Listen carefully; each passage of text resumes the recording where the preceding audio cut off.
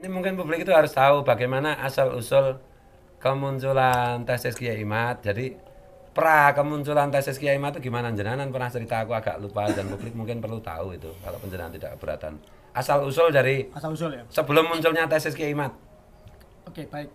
Sebenarnya harus saya buka. Yang yang berhubungan dengan narkoba internasional, selain kedatangan Said Adnan At-Talidi Al-Hasani dari Maroko ke Indonesia waktu itu dalam acara Naat yang keliling Nusantara waktu itu. Tahun? Tahun 2019 sampai tahun 2000 berapa itu. Ya, itu kemudian Nakoba Basaiban Al-Idrisi atau Asyaibani Al-Idrisi Al-Hasani, yang kalau Indonesia itu ketua nakobanya Said Zulfikar Basaiban Al-Idrisi, dengan sepupu-sepupunya, dengan keluarganya ada Said Muhsin yang rajin mengkaji kitab, kemudian juga yang mendatangkan kitab-kitab dari luar negeri, ada Said Agus Darobi yang mantan TNI Raiders ahli strategi, ada juga Said Samsul yang mantan marinir, itu juga garda depan itu.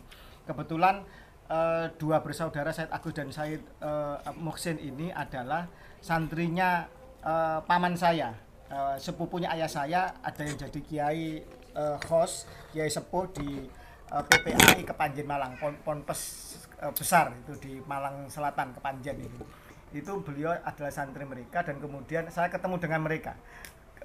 Dari situ kemudian saya mendapatkan info bahwa Pak Alawi ini bukan keturunan Nabi Muhammad SAW, karena tidak ada satu nakobah pun yang membatalkan yang mengesahkan nasab mereka. Itu versi mereka. Awalnya saya tidak percaya dan itu beban, bahkan saya sempat menangis karena saya punya orang tua angkat Asgaf yang sangat saya cintai, dan beliau menjadi contoh suri tauladan juga bagi saya karena orangnya baik gitu kan, dan masih berkerabat dengan Mufti siapa, Abdurrahman bin Ubaidillah, Abdurrahman bin Ubaidillah yang cucunya mengarang kitab Al-Istijadah yang membongkar tentang bagaimana borok-borok Pak Alawi di Nusantara. Jadi artinya kerabatnya orang baik, Mufti Tarim, Abdurrahman bin Ubaidillah itu.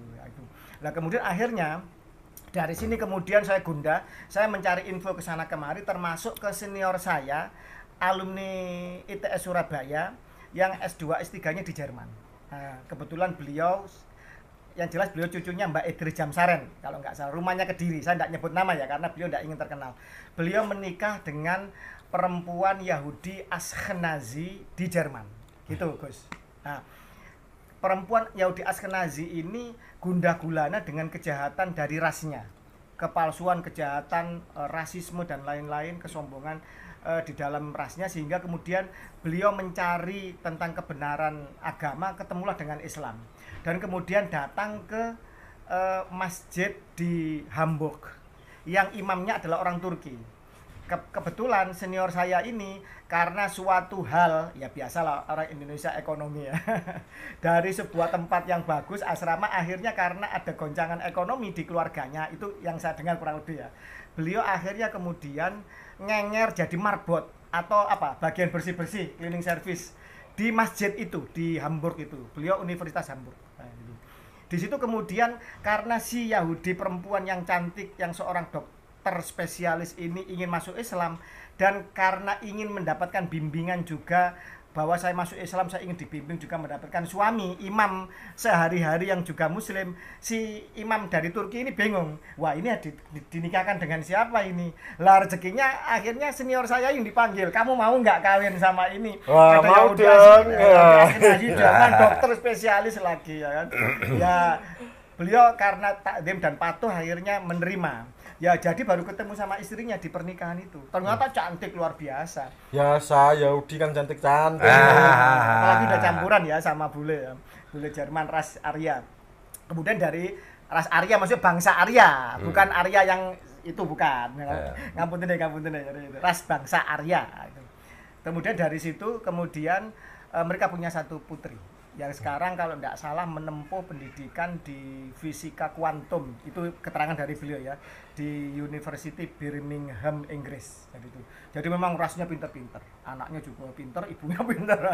Itu dari beliau lah kemudian menyampaikan bahwa Pak Alawi ini adalah Yahudi Bani Hazar, Yahudi yang kemudian sudah diakui oleh Yahudi Internasional sebagai bagian keluarga mereka secara genetik ya. dan juga menceritakan bahwa sebagian Ba'alawi Indonesia itu juga sudah banyak yang sadar kalau dirinya adalah Yahudi, dan sebagian itu memanfaatkan dirinya jaringan Yahudi untuk membuat beberapa organisasi. Ya adalah, silakan di googling sendiri, ada organisasi Indonesia Israel apa itu ya kan, proposal apa itu adalah itu kan, itu sudah wirawiri, termasuk kemarin saya lihat figurnya digunakan oleh salah satu sesepuh Ba'alawi untuk masalah ronsen makam dan lain-lain. Itu ada, itu silakan dilihat sendiri. Salah satu dari Ba'alawi yang sudah sadar dirinya adalah Yahudi dan membuat organisasi persaudaraan persahabatan Yahudi antara Indonesia Israel, dan dia juga menjadi alat untuk ronsen makam. Sian nih Habib Banian. Ya, betul. Ayah nyurangan si Lutfi ben Yahya. Memalsukan makam gitu. Sebut maksudnya. Makam. Oh. Dan banyak tatunya. Banyak tatunya. Sudah tahu semua lah dari situ. Yang merampok itu lebih baik daripada ngemis itu kan? Betul. Ya terang-terang aja Gus, udah. Okay. Terang benderang. Ya, itu Hani bin Yahya Assegaf, anak buahnya Lutfi bin Yahya Assegaf, One Team Press. Setelah kemudian saya membahas mengenai masalah DNA ini, saya kemudian mendapatkan data-data tentang DNA di Family Tree, di Jewish DNA, kemudian di Jewish Gen, dan dari banyak literasi-literasi yang lain. Saya kemudian dengan penuh keyakinan saya mulai membobardir di grup-grup kajian nasab tentang masalah DNA itu. Dan ini kemudian sampai kemudian saya punya junior namanya Dr. Muhammad Yardo, Trasunan Ampel dan Giri, itu di Surabaya, dosen IAIN Pascasarjana IAIN atau UIN Surabaya. Itu saya dengan beliau berdiskusi sampai bermalam berapa lama. Kemudian akhirnya ayo kita harus ketemu sama saudara-saudara yang lain. Saya kemudian ketemu sama Kiai Ilzamuddin Naat, Ketua Naat, saya ketemu dengan Said Zabidi, dan kemudian dari sini akhirnya Dr. Yado menyampaikan ke Tubagus Nur Fadil. Tubagus Nur Fadil kemudian langsung yakin bahwa dari banyak data, satunya ke Ba'alawi dari Sunan Gunung Jati, satunya ke Al-Musawi Al-Husaini. Akhirnya beliau kalau gitu yang Ba'alawi pasti batal, karena data ini ternyata lebih kuat dan lebih tua, apalagi ada kajian genetik. Jadi tidak semata-mata berdiri sendiri. Dibawalah data ini, kajian genetik ini ke Kiai Imaduddin. Kiai Imaduddin awalnya masih ngeyel. Ini kesaksian dari itu Bagus Nur Fadil ya. Enggak bisa, ini datanya lebih kuat, lebih masyhur, bla bla bla bla. Tapi ada data pembanding, enggak bisa ini lebih masyhur. Karena ada apa, Gotraswala zaman kolonial Belanda yang memutuskan bahwa ke Azmat Khan Ba'alawi kalau nggak salah gitu. Buatan Belanda itu berarti? Iya, ada campur tangan Belanda dalam Gotraswala pertama, pertemuan keluarga Sunan Gunung Jati untuk memutuskan nasabnya kemana. Nah, kemarin kan rungkat di Gotraswala kedua di Ponpes Benda Kerep, Kiai Ahmad bin Hasan dan Sayyid Noval siapa itu ya? Al-Bandawi. Dan dari situ Kiai Imad mulai. Dari situ kemudian Kiai Imad akhirnya sadar, oh ternyata ya sudah, enggak mungkin kalau gitu, kita ini keturunannya Yahudi. Ya. Itu kemudian Kiai Imad akhirnya mengesampingkan ini, kemudian tapi ini harus dibuat risalah. Harus dibuat kajian yang bisa diterima oleh orang-orang berakal dan orang-orang yang mengerti tentang literasi, terutama di dunia pesantren. Karena yang banyak tertipu ini kan orang NU, pangsa pasar yang tertipu NU, Muhammadiyah, Persis, Al-Irsyad itu kan sudah tidak percaya ya kan, hanya NU kan. Hanya beliau sebagai lembaga Bahsul Masail NU juga, Ketua RI Banten, dengan kapasitas beliau juga dari keluarga kerabat dari Sanawi Al-Bantan, dari Kresek itu Banten itu. Kemudian akhirnya menulis risalah. Yang dari sinilah kemudian akhirnya ini berkembang, kemudian sampai Dr. Menachem Ali dan lain-lain, itu akhirnya sepakat bahwa Ba'alawi dari seluruh kajian pustaka, genetik, histori dan lain-lain itu bukan keturunan Nabi Muhammad SAW. Tapi masalah itu benar-benar meledak ketika saudara saya Kang Mas Gosuat Pleret ini, seorang kiai yang nasabnya, sanadnya, popularitasnya seperti itu, mereka berani untuk mempersekusi. Bayangkan kalau sekelas Gosuat aja dipersekusi, apalagi saya. Bagaimana dengan kiai-kiai kampung? Orang ketika mau menyuarakan kan diancam, banyak yang ditendangi, yang ditempelengi itu kan.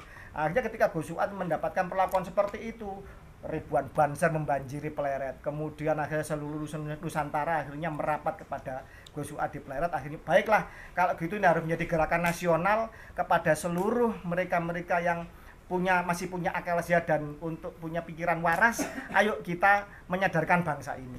Dan alhamdulillah hari ini hadir seorang santri. Seorang gus, seorang sayyid juga dari Trasunan Muria. Insya Allah. Ya, alhamdulillah yang berani untuk karena diutus ya, diperintah oleh Kanjeng Nabi dan oleh gurunya untuk turun gunung dan menyampaikan, dan insya Allah ribuan orang-orang mastur seperti beliau sebenarnya mendapatkan isyarat dan mimpi yang sama.